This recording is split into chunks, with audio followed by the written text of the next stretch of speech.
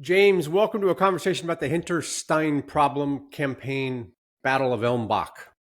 Thank you for having me. Great having you on. Every time you're on, you bring the quality of this discussion higher. Being a distinguished person as such as yourself. That is our fourth or fifth interview, it feels like. Well, I just keep interviewing you until we get Yeah, it right. that's right. Keep trying.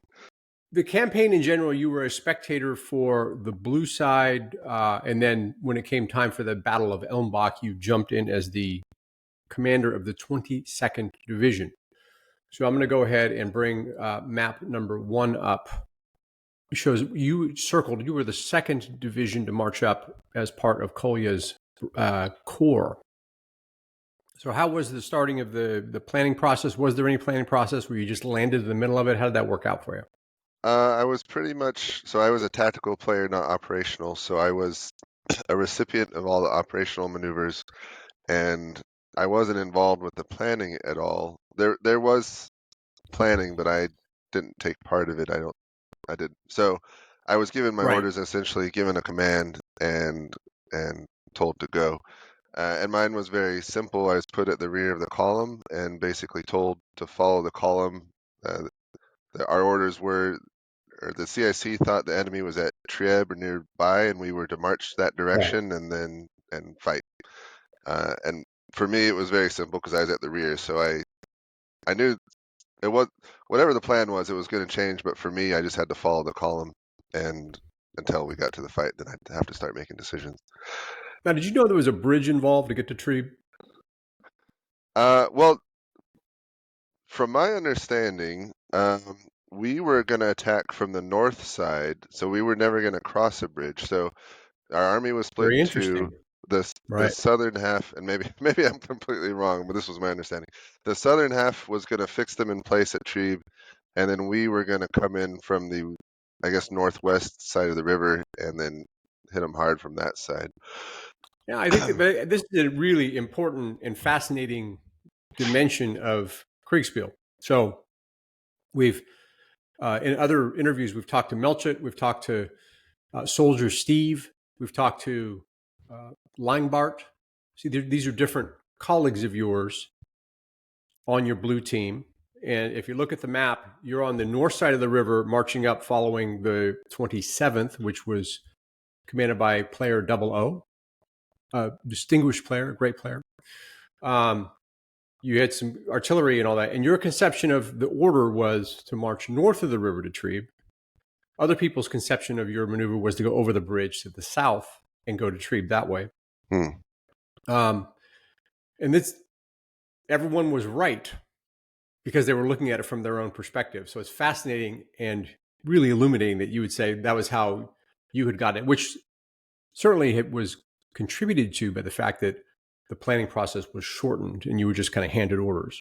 Yeah, and the fact, I mean, if I were the CIC, well, in hindsight, we should have gone south of the river. But if Yeah, that was the plan, I should have crossed the bridge at Holes and then gone east, and exactly. we should never have gone northeast like we were at all. So Right. Because that would have given you access to that road, which would have allowed you to go south or north. Exactly right. So there on the map, you can see at the bottom part of your yellow circle, the bridge to Holt. So at 11:05, there was the kerfuffle. Wasn't really a kerfuffle. There was the confusion with the artillery, and so the army artillery was trying to decide whether to go across the bridge or stick with you, and a portion of it was given orders to follow you. What was your view on that little situation or that confusing situation? yeah, so I listened to all of Langbart's interview and I feel bad for Langbart. Yeah, I think he got it worse than me. But I was the the recipient of all the mess up that he had. Right. Just made my life worse because my orders were specifically follow the column and follow behind the artillery. And so my orders each turn were, well, for the first few turns was keep following the artillery because that's what I had been ordered. And Right. so I was following them, and then on this turn, I find out that they're going south. And I also find out that there had been a mix-up in orders with some wanting them south, some wanting them north.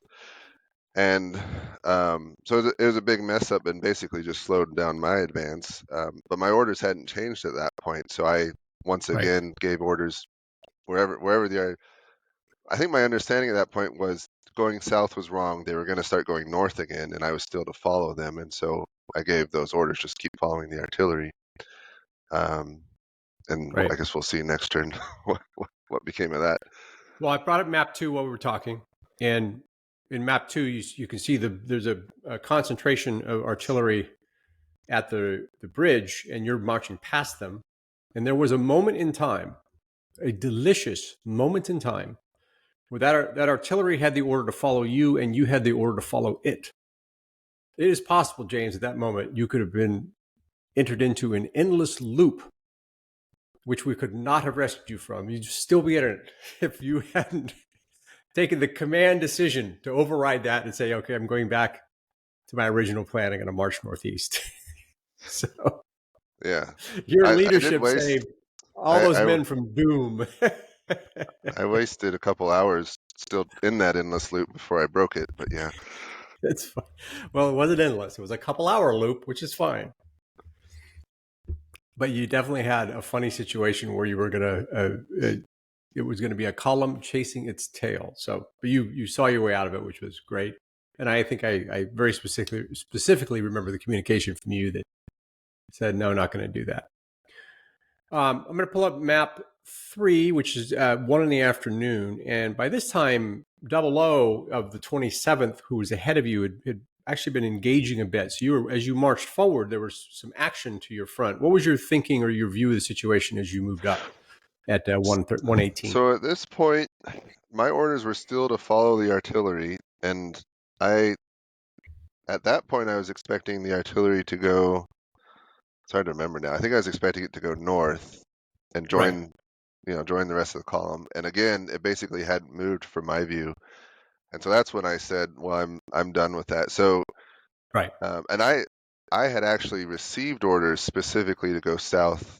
So up till this point, it was follow the column, but now I had orders go south and go to Tannhof.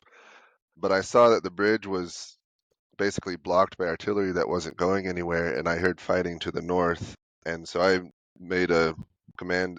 Basically, the only decision I made the whole game was I'm going to ignore those orders. I'm going to go where the fighting is, and because I assumed that my fellow division commander would be in trouble without help and without artillery, so I went north to help him, really not knowing what he was facing or what was going on. I just knew that where I wasn't doing anything good, and I was stuck Yeah.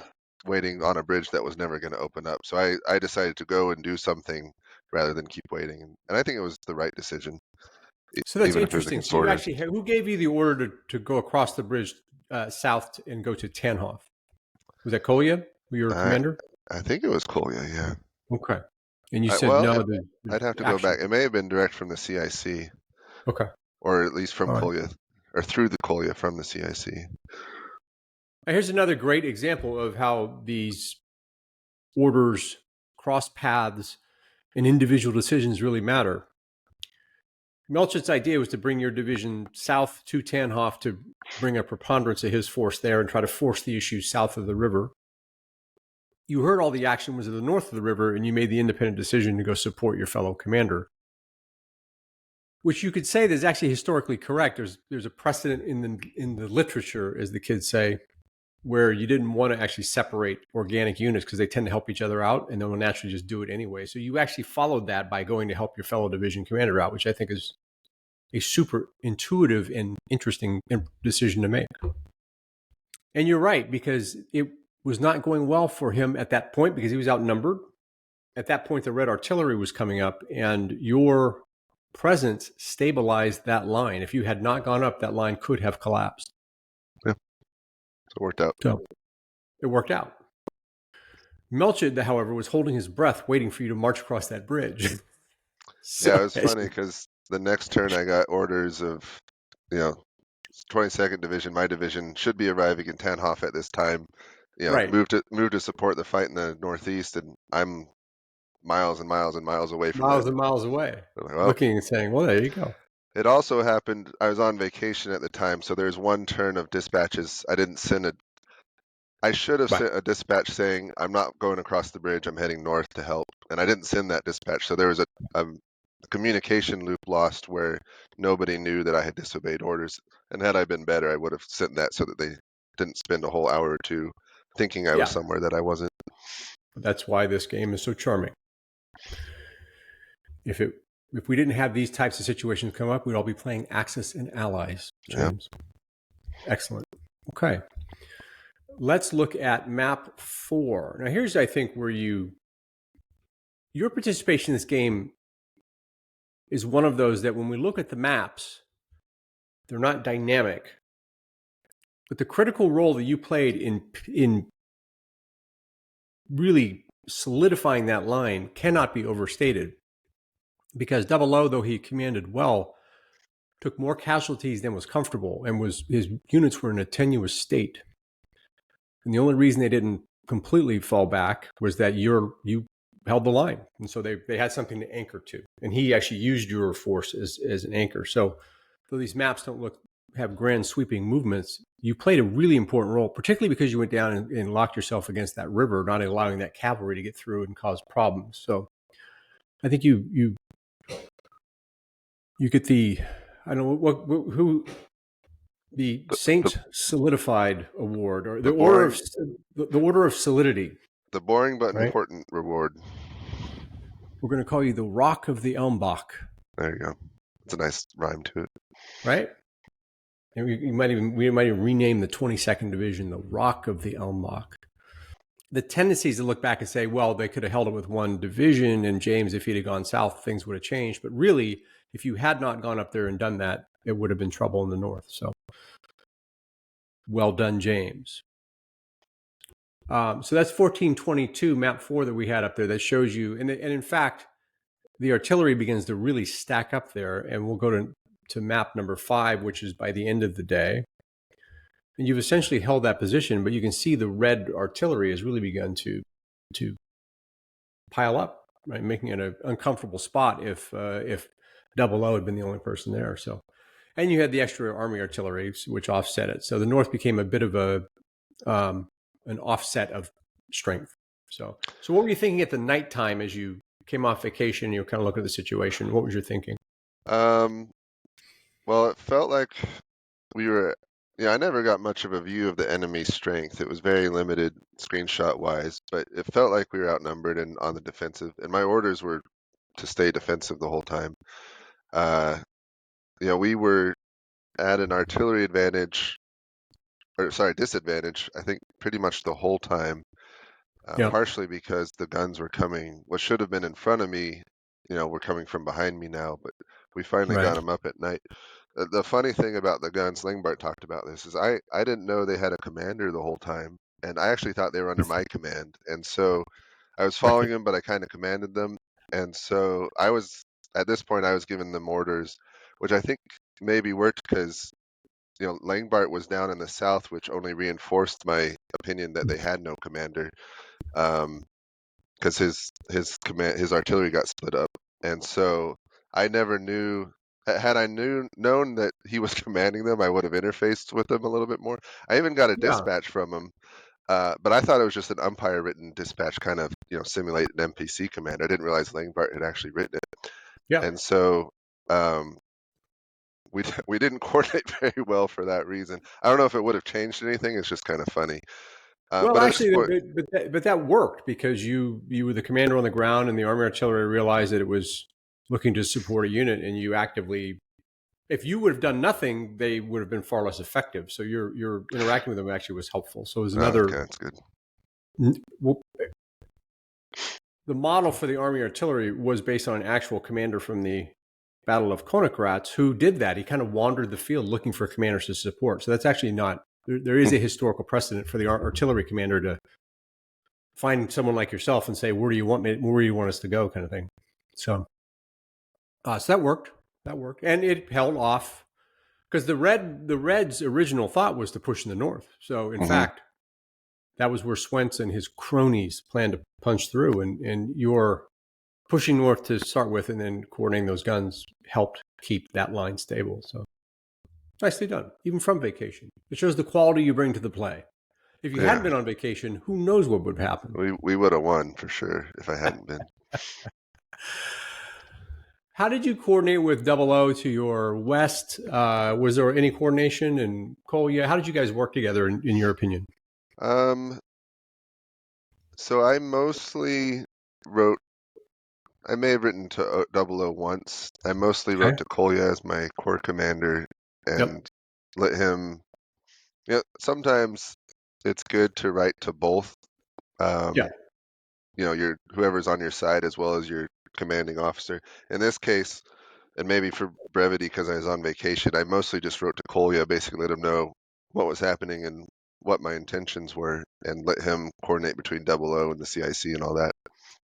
But I usually almost every turn I wrote a dispatch to Kolya. Yep. Yep. And how did the plan change overnight, or did it, or was it just kind of hold the line? For me, I kind of wanted to attack because I didn't know how strong the enemy was to the north, and I felt like my units were doing a lot better than the 27th, and so I felt strong enough to try and attack. But my orders were basically hold, don't do anything.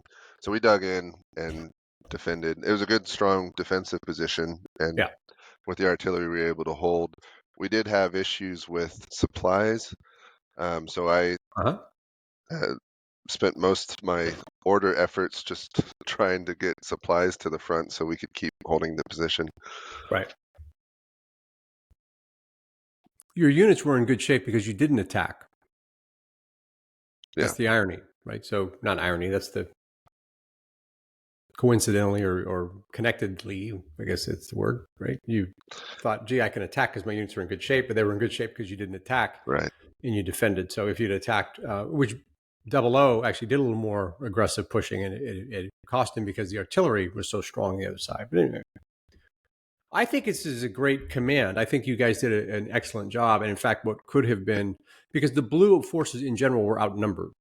Mm, So the concept of how to win was not informed by the numbers, because Melchett and the command staff was trying to push through and actually collapse the red position, but they were outnumbered. So you were attacking at less than 1-to-1. So that's a tough proposition. that's a tough proposition, right? Especially when divided by a river, Yeah, et cetera, right? So your actions north of the river helped uh, stave off a bad situation. Um, so in map 6, at the battle's conclusion, you really held the line. You allowed Double O to withdraw, then you yourself withdrew in fairly good order. So you'd get I guess you would get the Order of the Saint of Stability with an oak leaf cluster, because you kept it going for the next day. So well done, well nice. done. I'll show you now a little graphic of you all digging in, right? So that's why your units were in such good shape. So let's talk about it from you. I mean, you're tremendously experienced umpire and player. What were your thoughts on planning process, improving the gameplay itself? Because I think I did read some of your feedback on things like tokens, things like that. Sorry, the units and the Hmm. designations, and just to have a little free form on the game itself. Yeah, so this one is an interesting game format where you do operational into tactical, which I really like that Mm-hmm. idea. Um, I think I would have personally enjoyed the operational more than the tactical. Mm-hmm. Um, it, like I Fair enough. said, I feel like I only ever made one decision, one on my own, which was one I disobeyed orders on. It was an important one, but An important one. the more meaningful decisions you make, the better. The format of it where you do a turn, you get an update, you can write to your commander and they can get info back to you within the same turn before your next orders means generally that unless they're bad at communicating, you're mostly kind of a puppet for them. Where like, I could Mm-hmm. write Kolya, give him the situation, and then he tells me exactly what I need to do. Now there is some finesse in how I word my orders and how I go Sure. about it, but um, I prefer it. I prefer it when there's more independency, um, Huh? so that the, in my case, the divisional commander there's less oversight from overhead just because they have less opportunities for communication. And so I have to make more decisions on my own, or at least there's more delay in the communication back and forth with them. So that's one thing I'd change. Yeah. Okay. I think that my screenshots, maybe they're realistic, but they're overly small. Like, if you look at the map, you can see a whole big red army north of the river facing me. I only ever saw like 3 or 4 tokens, so maybe a sixth of what was there. Right. So very, very blind as to what I was facing, which may be realistic given the ranges and scope of it, but it's not much information to make decisions off of. So I think the screenshots in general could have been larger. Yeah. And then your style is, and you've gone more and more in this direction. You've got very generic, basic tokens, which are good in one way, but also don't convey much information at all. And so I would like to see, like, I don't even know which square boxes are my infantry versus the 27th. I can kind of guess based on the update and everything, but maybe if they had numbers Yeah. on them, just say, hey, these are mine, that's not mine. Just a little bit more information that way on the pieces, I think would be helpful. Fair points. We switched from we switched scales a little bit. So each of the tokens represented a regiment versus a battalion, which eliminated the regimental marker. So another way to have done that is just use the regimental markers versus the tokens. Would have been a way to have the numbers so you would know that, you had these different regiments as an example that were yours. So that was one thing. I think it's good. It's fair feedback because you would know who your units were, and you would know who your colleagues' units were, usually by sight. Then you could tell which ones were which, flags, different officers, things like that. So Right. I think that's right. I don't know. You guys were tight. So a couple of ability for independent action was varied across. So I mean, when we have a chat with Jacob, for example, and he comes on, you'll hear that he had an entire multiple turns of having no instructions at all and had to kind of decide what was out because he was more toward the flank, where you and Double O were packed in very tight, and Kolya was always less than a kilometer from you. So I think structurally where you guys were and the fact you were pinned between the river and the high ground made that a little more pronounced. So I think that was situational. But I think the screenshot / token identification is fair feedback. Yeah. The only other thing I'd say is that the planning transition from operations to tactical in the planning session, I think you made it short on purpose. But I've found that there's pros and cons in each, but when it's larger and you can involve all the players, you get more engagement too. Yeah. And so and there's something to be said for, like, the CAC has a plan, this is the plan, orders are to follow it. Sure, that's very militarily historic and maybe more accurate, but game-wise and just player engagement-wise, I think it's good to involve all the players more in the planning process so that they can get, let them put in their 2 cents. And by doing so, they'll be more involved and more engaged in the battle. They'll have a better vision of the bigger picture and then more committed to whatever that was finally decided on as the plan. What that offsets when, let's say, there's a 5-day planning process versus a 48-hour planning process, 2 days.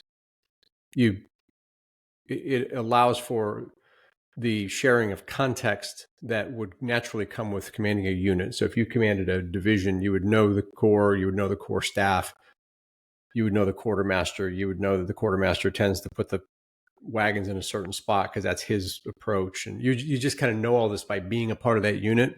Mm-hmm. When you start fresh in a Kriegsspiel, you don't have that. You need that extra time to really get that kind of stuff on the table.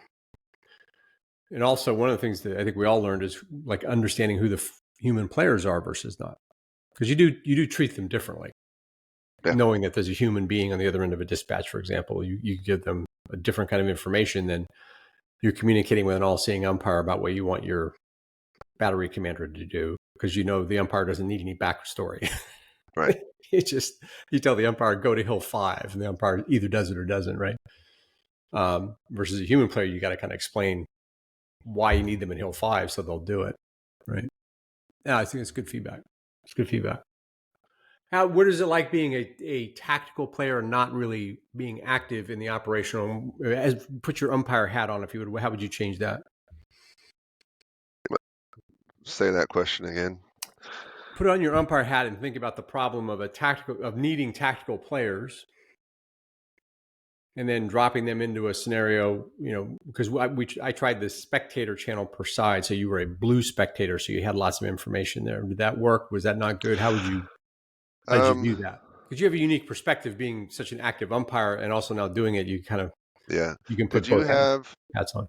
So I should preface this. So I didn't pay when I was spectating in the operational side. I wasn't paying attention at all. I was doing other things. That's fine. Yeah, so if I had, I probably would have had a better understanding of the bigger picture. For example, was Kolya the corps commander on the operational side, and then took over or commanded the same thing? Kolya was the corps commander. The column commanders at the operational level were the corps commanders, and so beneath them they had 2 non-player character divisions that they would then maneuver. And so what you did is you fell in on one of those divisions. So Kolya was consistent throughout. Yeah. Yeah, and I think that's the best way to do it. It's a really good way to do it. You could almost, I talked about being involved in the planning, but you could almost, so you're just basically making another sub-level of command and then reducing the time scale for the game basically at that point. You could almost, and I guess maybe you did this to an extent and I just wasn't as involved as I should have, but you go from operational and as you say, okay, now we're going to go into tactical. So instead of 6-hour turns, we're going to 1-hour turns. And each corps commander, okay, now you have 2 sub-divisional commanders. Here's your planning channel. You got 3 days. Corps commander, tell your divisional commanders what they need to know. What are their orders? What's the context? And have your conversations to figure things out. And then you're off to the races. Right. Hour-long turns. Right. I think it's the best way to do it. I think that's right. Because at the end of the day, a spectator who isn't making decisions won't have that depth of context because you're just not absorbing it in the same way. You're looking at lines on the map and things like that. The other thing you could do is if they're going to be the divisional commanders, make them the 2IC to the corps commander in the operational phase. Not every 2IC gets involved, but they're more likely to be involved, and they're a spectator of sorts, right? Yeah, and then you don't break fog of war necessarily either, because if I spectate the whole blue army, if I can see every single blue channel, one, it's overwhelming and I don't do it. But if I only have my only core channel and that's all I need to keep track with, knowing that I'm going to be the divisional commander within that core, it's a lot easier to follow, and I'm much more invested in making sure whoever that corps commander is that I'm 2IC for. So really it's just making a channel for all of the commanders and saying you are the division commander, but you're just going to sit in the corps commander's channel for this period. And this is where you're tactical. You're going to watch it, and then when it's tactical, you'll all break out, but you just don't get the benefit of your own channel because there's too much going on. I think that's an interesting idea. The challenge there is balance. So it just so happens you do mostly to poor design on behalf of the umpire, and the designer has been sacked. That we ended up with a battle that had everybody in it. But in a really good operational one, you'll have 1 corps or 2 corps kind of off in the one area fighting while the other corps are holding down the theater and other areas. So you get this effect where those people are stranded. So it's a difficult problem to solve. That is difficult. Yeah, if you make it now, this map and scenario was I say designed to funnel people into a fight. So it was designed to be one big battle. Not intentionally, but just through poor design. Once we started, I was like, "There's only one place they can go." What was I thinking? I would love to say that there was some strategy there, but yeah, I mean, so I have done that. I've done that a couple of different ways. I've done operational where wherever a battle happens, everyone no matter where you are, you come in and you participate in the. I did it for more ancient fantasy fighting, but basically, Right. if there was a battle, whoever was actually there at the battle basically formulated. They were the general in charge. They formulated the battle plan, but everyone on their team came from wherever they were, and they were the sub commanders. They weren't really given much context outside the battle, but basically these are your starting orders. This is what you command. Go, and it works Right. easier for ancients, and that worked okay. It breaks fog of war a little bit, but Yeah. everyone's involved, and it's a good way to do it. I've also done it where when a battle breaks out, if you're not there, tough stuff, you're going to sit out till the battle's resolved, and that can get boring if you're not involved. I don't do that as much anymore. You lose people. Yeah, and then the hardest, and I have done this before, and it's very hard, is you keep you keep the operational still going at this operational game still Yeah. happening while you're also doing the tactical game. And you Right. got to really do the tactical fast, and maybe you slow down the operational a little bit, and then you try and mirror them back up together once the tactical's resolved. And hopefully you can do that. It's just really hard to get it right but I You have have a done it whole that way turn too. resolution over like the type of eggs that were served at breakfast. So for Yeah, this hour, you got up and you had scrambled eggs. The next hour, there was a little beef jerky, and you had this big with pictures and all kinds of showing the wagons and the smiles on the men's faces. It's realistic. No, yeah, right. I get it because ultimately it's cycling, but and it comes down to decisions. I think it's if we crack this thing, we've got it. But because here's why. And you indicated operations more interesting, and I totally agree. Is that we would never design this scenario the way it played out. So, like the Holtz action, where poor Ardius had essentially a corps and a half, and he was surrounded by nearly 8 divisions of all types, and even the Crum garrison was going to go over there and take a crack at him at one point, right? I mean, so you never put that on the table as an umpire. You say, "Hey, I'm going to design a scenario where you're outnumbered right. 4-1, and let's just see how you handle it." You wouldn't think to do that, but when we had it on there, it was actually really interesting how Melchett created a mini Kanai, and they put all those pontoons on the river and came around, and they really executed a brilliant little operation that we would have never put on the table as independent umpires, which is why this operational format is so interesting. Yep. Good. Other thoughts to share with our Um, little mad little group? what else to share? No, I mean overall it was fun. I Good. continues to get better and better. I'm happy to see your games as they progress. So High it's praise good. from the King James of the International Kriegsspiel Society. So I'm delighted you spend time with us, mess around these games as well, because I know you have a ferocious number of games you're running, activities you're running, and then you play in as many as you run. So Too many. I don't know how you do it, but I think it's magnificent. Cool. Well, thanks so much for coming on. You had a really important role to play. I think certainly we have some great 45-minute conversations with some of these characters who had these grand sweeping movements, but you marched up, you made one decision, you got in place, and you really made a big difference in the final outcome. And I think that's as valued a part of Kriegsspiel as anything, and you did it well. So well done. Thank you. Thank you for having me. Cool. We'll talk soon.